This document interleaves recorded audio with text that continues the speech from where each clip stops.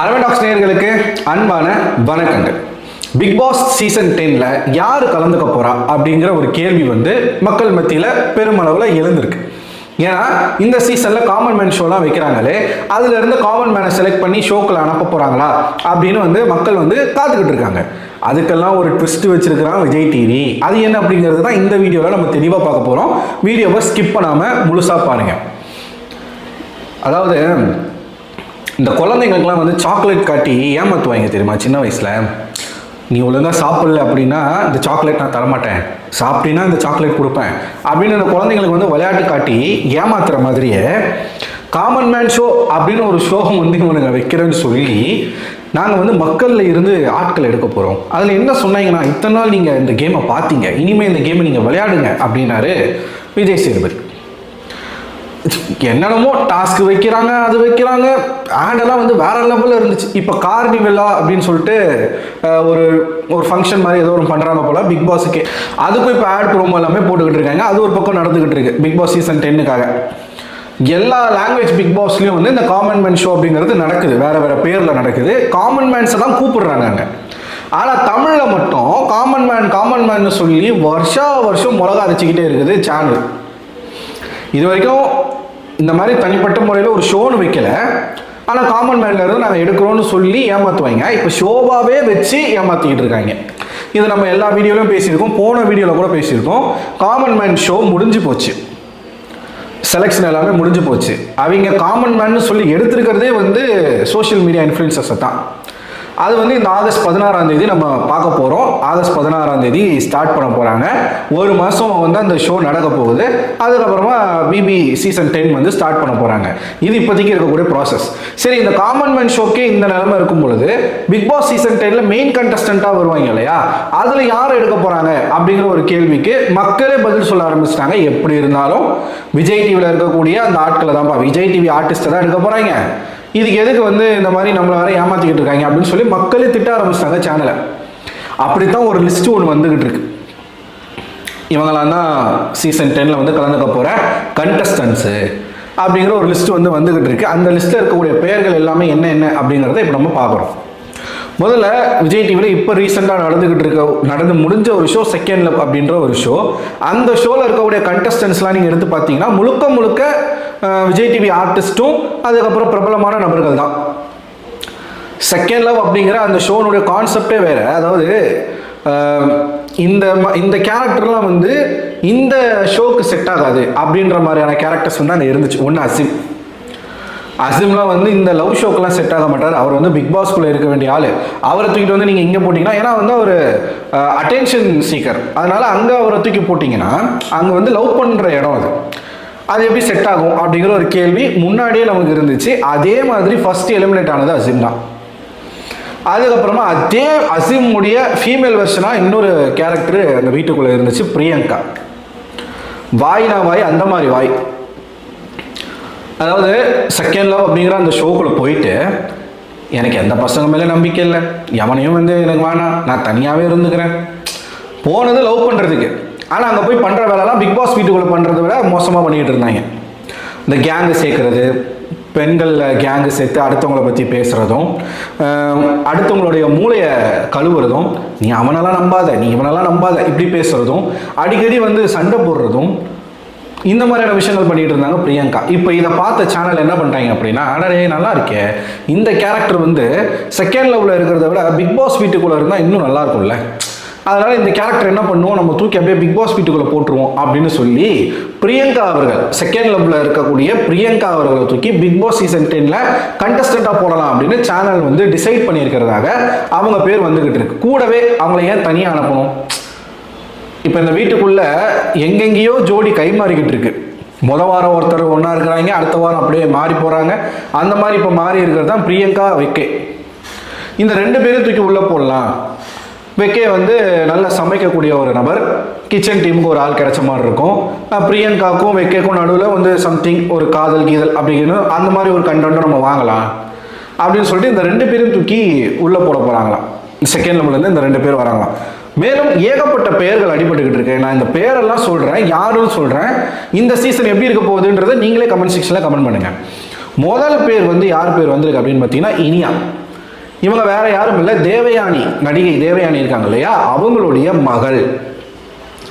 இவங்க ஒரு சிங்கர், இப்போதான் ஆக்டர் சூப்பர் சிங்கரில் பாடினாங்க. ஜெயிச்சாங்களானாலாம் நமக்கு தெரியாது. ஆக்டர் சூப்பர் சிங்கரில் பாடினாங்களா, ஜீ தமிழில் பாடினாங்களா, ஜீ தமிழ் நினைக்கிறேன், சரியாக தெரிலங்க எனக்கு. ஸோ சிங்கருங்க, தேவயானி பொண்ணு. இப்போ எப்படி வனிதா பொண்ணு உள்ளே வந்தாங்களோ, வனிதா பொண்ணுக்கிட்ட எந்த டேலண்ட்டும் இல்லை, ஆனால் தேவயானி அவர்களுடைய மகள்கிட்ட பாடக்கூடிய ஒரு டேலண்ட் இருக்கு. நல்ல ஒரு சிங்கர். அங்கே போனாங்கன்னா பாட்டு பாடி இருக்கக்கூடிய எல்லாரையும் மகிழ்விப்பாங்க. அப்படிங்கிறதுனால அவங்கள தூக்கி உள்ளே போடலாம். என்ன கேட்டால் இதை விட பெஸ்ட் ஆப்ஷன் யாருன்னா, தேவயானி அவர்களுடைய கணவர் இருக்கார். அவர் ஒரு பிரபல இயக்குனராக இருந்தவர் முன்னாடி. இப்போ ரீசெண்டாக சந்தானம் படத்துலலாம் கூட நடிச்சிருந்தாப்புல. நல்லா காமெடி பண்ணுவாப்புல, நல்லா நகைச்சுவை பண்ணுவாப்புல. அவரை தூக்கி நீங்கள் போட்டிங்கன்னா வச்சும் நல்லாயிருக்கும். எனக்கு தெரிஞ்சு கண்டென்ட் உங்களுக்கு நிறைய கிடைக்கும்னு நினைக்கிறேன். நம்ம ஏகப்பட்ட இந்த சீனியர் கேரக்டர்ஸ்லாம் வரும்ல வீட்டுக்குள்ளே, அந்த மாதிரி ஒரு ஆளாக இருப்பாப்புல. அவர் என்னுடைய சஜஷனில் சொல்கிறேன். அடுத்து யாரோட பேர் வருது அப்படின்னு பார்த்தீங்கன்னா, லக்ஷ்மி பிரியா. இந்த லக்ஷ்மி பிரியா வேற யாரும் இல்லை, விஜய் டிவி சீரியல் ஆர்டிஸ்ட். சீரியலில் நடிக்கிறாங்க. மகாநதி சீரியலில் ஒன் ஆஃப் த எப்படி சொல்கிறதுனா ரொம்ப இம்பார்ட்டன்ட் கேரக்டர் லக்ஷ்மி பிரியா அப்படிங்கிற அந்த கேரக்டர். அந்த கேரக்டர் வீட்டுக்குள்ளே வரப்போகிறதாக அவங்களுடைய பேர் வந்துக்கிட்டு இருக்கு. அடுத்து யாரோட பேர் வந்திருக்கு அப்படின்னு பார்த்தீங்கன்னா, ஜனனி. ஜனனி யார்? அவங்களும் விஜய் டிவி ஆர்டிஸ்ட் தான். இப்போ நான் சொன்ன 3 பேருமே ஆர்டிஸ்ட் தான். அது எந்த சேனலும் முக்கியம் இல்லை, ஆனால் ஏதோ ஒரு சேனல் ஆர்டிஸ்ட். ஜனனி அவங்க ஆல் சேனல் ஆர்டிஸ்ட். சன் டிவியில் நடிச்சிருக்காங்க, ஜீ தமிழில் நடிச்சிருக்காங்க, விஜய் டிவியில் நடிச்சிருக்காங்க, சீரியல் நடிகை. அவங்க பேர் வந்து ஒரு 3 சீசனாகவே அடிபட்டு, போன சீசனே வரேன்னாங்க, இந்த சீசனில் அவங்க பேர் வந்திருக்கு. அடுத்து யூடியூப்ல வந்து ஒருத்தரை வந்து உள்ளே இறக்குனா எப்படி இருக்கும் அப்படின்னு யோசிச்சு, இப்போ ரீசெண்டாக ஐபிஎல்லையும் ஃபிஃபா வேர்ல்டு கப்லையும் பயங்கரமாக ட்ரெண்டான ஒரு யூடியூபர் ராஜ் பிரியன். நல்ல ஒரு என்டர்டெயின்மெண்ட், நல்ல ஒரு என்டர்டெய்னர், நல்லா பர்ஃபார்ம் பண்ணக்கூடிய ஒரு பர்சன். டான்ஸ் நல்லாவே ஆடுவார், நிறைய கண்டென்ட் அவர்கிட்ட இருக்குது, நகைச்சுவை பண்பு இருக்குது. அது மட்டும் இல்லாமல் மக்கள் மத்தியில் நல்ல பிரபலமான ஒரு நபர். லுங்கி பாய்ஸ் அப்படிங்கிற ஒரு சேனலுடைய ஓனர் ராஜ் பிரியன் அவர்களை தூக்கி உள்ளே போடலாம். இந்த கிராமத்து ஸ்லாங்லாம் நல்லாவே பேசுவாப்புல, அங்கேருந்து ஒரு நபர் மாதிரி உள்ளே போடுவோம் அப்படின்னு அவர் பேர். அடுத்து காமெடிக்கு இன்னொருத்தர் ராமர். ரீசெண்டாக ராமர் பயங்கர ட்ரெண்டிங். யாரெல்லாம் ட்ரெண்டில் இருக்காங்களோ அவங்களெல்லாம் தூக்கி உள்ளே போடணும். இந்த குக் வித் கோமாளியில் மாக்காப்பா வெர்சஸ் ராமர்ன்ற அந்த காம்போ வந்து இப்போ பயங்கரமாக ட்ரெண்டிங்கில் போய்கிட்டு இருக்கு. ராமர் வந்து மாக்காப்பாவை கலாய்க்கிறது வந்து எல்லா இடத்துலையும் வந்து பயங்கர வைரலாக போய்கிட்டு இருக்கு. அதனால் என்ன பண்ணிட்டாங்க, சரி ராமரை தூக்கி உள்ளே போட்டுருவோம். குக் வித் கோமாளிலேருந்து ஒருத்தர் உள்ளே போகலன்னா நல்லா இருக்குமா? ஆனால் இப்போ நான் படிக்கிற லிஸ்ட்டில் முழுக்க பாதி பேர் குக் வித் கோமாளியில் இருந்து தான் உள்ளே போகிறாங்க. இந்த லிஸ்ட்டு மட்டும் உறுதியாக இருந்துச்சுன்னா இது ரூமர் தானே அப்படின்னு நம்ம வந்து சொல்லிட முடியாது. வருஷம் இந்த மாதிரி ரூமர்ஸில் வரக்கூடிய பெயர்களில் 50% வந்து அந்த வீட்டுக்குள்ளே போகிறதுக்கு வாய்ப்பு இருக்குது. ராமரா. அடுத்து பார்த்தீங்கன்னா தீபா பாலு. தீபா பாலு யாரு? ஹார்ட் பீட் அப்படின்னு ஹாட் ஸ்டாரில் பயங்கர ட்ரெண்டிங்கில் போய்கிட்டு இருக்கக்கூடிய ஒரு வெப் சீரிஸில் லீடு. அந்த வெப் சீரிஸ் கூடிய ஹீரோயின் தீபா பாலு. அவங்கள தூக்கி உள்ளே போட போகிறாங்களாமா. அவங்க பேர் அடிபட்டுக்கிட்டு இருக்கா. அடுத்து மறுபடியும் குக் வித் கோமாளியிலிருந்து குரேஷி அவர்கள். குரேஷி பேரும் பல சீசனாக அடிபட்டுக்கிட்டு இருக்கு. இந்த சீசனில் கன்ஃபார்மாக உள்ளே போகிறாரு அப்படின்னு சொல்கிறாங்க. எனக்கு தெரிஞ்சு போன சீசனுடைய அசிங்கத்தையும் அவமானத்தையும் துடைக்கிறதுக்கு இந்த சீசனில் வந்து முழுக்க சேனல் ப்ராடக்டே இறக்க போகிறதாக சேனல் வந்து முடிவு பண்ணியிருக்காங்களா. அதனால இந்த பெயர்கள்லாம் வந்துக்கிட்டு இருக்கு. குரேஷி. அடுத்து சாலின் ஜோயா. யார் இது? எங்கேயோ கேட்ட மாதிரி இருக்கே. எஸ், அதே குக் வித் கோமாளி. அதுக்கு முன்னாடி டிடிஎஃப் வாசனுடைய காதலி, முன்னாள் காதலி. ஸோ அவங்க பேரும் போன சீசன்லேருந்து அடிபட்டு இருந்துச்சு. இந்த சீசன் கன்ஃபார்மாக போகிறாங்க அப்படின்னு சொல்கிறாங்க. அடுத்து சேம் குக் வித் கோமாளிலேருந்து ஷரத், கேபிஒய் ஷரத். பாவம் அவருமே வந்து கொஞ்சம் மார்க்கெட் இறங்கி போச்சு அவருக்கு. அதனால் அவரை தூக்கி ஒரு சேவை மனப்பான்மையில் விஜய் டிவி இந்த வாய்ப்பை வந்து அவருக்கு கொடுக்குறாங்களாம். கேபிஒய் ஷரத்துக்கு உள்ளே போகிறார். அடுத்து டாலி. இந்த டாலி யார்? அதே குக் வித் கோமாளி. சுனிதா அவர்கள் வந்து எப்படி வட இந்தியாவிலேருந்து இங்கே வந்து ஒரு ஃபேமஸாக இருக்காங்களோ அதே மாதிரி டாலி அவர்கள் சுனிதா மாதிரியே டான்ஸர், சுனிதா மாதிரியே அங்கே நார்த்லேருந்து வராங்க. குக் வித் கோமாளியில் ஒரு கோமாளியாக வலம் வந்துக்கிட்டு இருக்காங்க. அவங்கள தூக்கி பிக் பாஸ் வீட்டுக்குள்ளே இப்போ நான் சொன்னதிலே பார்த்தீங்கன்னா ராமர், குரேஷி, சாலின் ஜோயா, சரத்து, டாலி 5 குக் வித் கோமாளி கண்டஸ்டண்டா. அடுத்து உமர். உமர் யாரு? போன சீசன் குக் வித் கோமாளியில் ஒன் ஆஃப் த குக்கு. நம்ம சிவகார்த்திகேயனுடைய படத்தில் வந்து நடிச்சிருந்தாப்புல ஒரு ஆக்டரு. குக் வித் கோமாளி தூக்கி பிக் பாஸ்குள்ளே போட்டாங்க. போன சீசனே அவர் பேர் அடிபட்டுச்சு. இந்த சீசனில் உறுதியாக வருவதாக சொல்லிக்கிட்டு இருக்காங்க. அடுத்து ராம் அப்படின்னு ஒரு நடிகர். இவரும் ஹாட் ஸ்டாரில் பல வெப்சீரிஸில் நடிச்சிருக்காரு. அவரை தூக்கி உள்ளே போடுறாங்க. அடுத்து இந்த ஒரு பர்சன் மட்டும் உள்ளே வந்தாங்கன்னா நல்லாயிருக்கும் எனக்கு தெரிஞ்சு. யார்? கூமாப்பட்டி.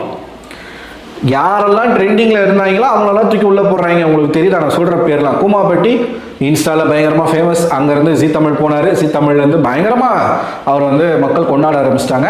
அங்கேருந்து அப்படியே அவர் அப்படியே வலுக்கட்டாயமாக தூக்கி கொண்டு வந்து விஜய் டிவியில் போடணுன்னா பிக் பாஸை தவிர்த்து வேறு என்ன ஷோ இருக்குது? ஸோ அதனால் கூமாப்பட்டி. அடுத்து ஒரு விஜே இல்லைன்னா எப்படி? எல்லா சீசன்லையும் எதனா ஒரு விஜேக்கு வாய்ப்பு கொடுக்கணும். இந்த சீசனில் யாருக்கு வாய்ப்பு கொடுப்போம்? விஜே சோபனா. விஜே சோபனா யார்? பிஹைண்ட் வுட்ஸில் எல்லா சீசன்லையும் பிக் பாஸ் வந்து நம்ம ஃபேட்மேன் கூட ரிவ்யூ பண்ணக்கூடிய ஒரு நபர். கொஞ்சம் பிரபலமான ஒரு நபர் தான். அவங்கள தூக்கி உள்ளே போடலாம், நல்லா வாயாடுவாங்க, நல்ல கண்டென்ட் கிடைக்கும் அப்படிங்கிறதுனால விஜே சோபனா அவர்களை உள்ளே போட்டிருக்காங்க. அடுத்து நான் சொன்னேன் இல்லையா, பிரியங்கா, வெக்கே, இன்னும் 3 பேர் யார் அப்படின்னு பார்த்தீங்கன்னா ஜெய் மணிவேல் அப்படிங்கிற இன்னொரு கிரியேட்டர், யூடியூபர். இவர் எப்படிப்பட்ட ஒரு நபர்? இந்த இன்ஸ்டா, ஃபேஸ்புக், யூடியூப்லலாம் வந்து இந்த கோமாளித்தனம் பண்ணி எவெல்லாம் ட்ரெண்டிங்கில் இருக்கானோ அவனை கூட்டிகிட்டு வந்து உட்கார வச்சு ப்ராங்க் பண்ணுறன்ற பேரில் அவங்கக்கிட்ட வந்து எதனா ஒரு சில்மிஷத்தை பண்ணி, அதாவது இவர் தான் பல பேரை அறிமுகப்படுத்தி வச்சுருந்தாப்புல.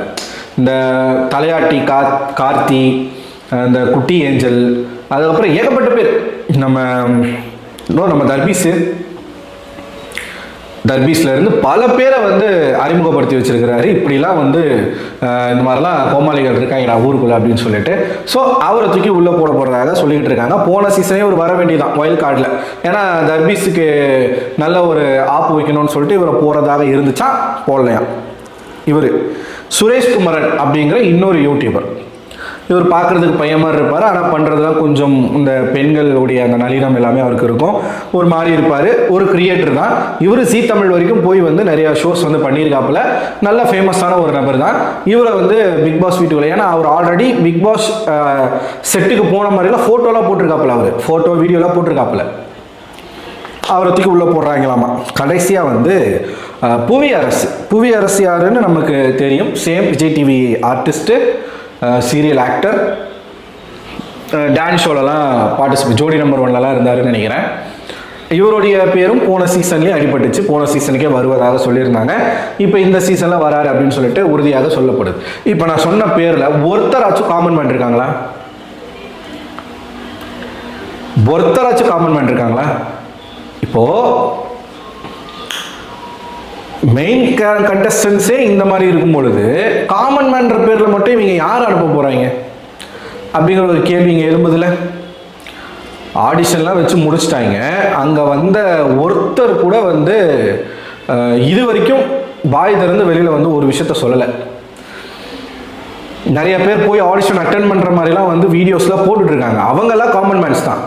செலக்ட் செய்யப்பட்ட நபர்கள் யார்? இது வரைக்கும் நமக்கு வந்து தகவல் வந்து 2 ரவுண்ட் வச்சாங்க, எங்களெல்லாம் பேச சொன்னாங்க, அதுக்கப்புறம் எல்லாருமே அமுச்சு விட்டாங்க, இவ்வளோதான் சொல்லியிருக்காங்க.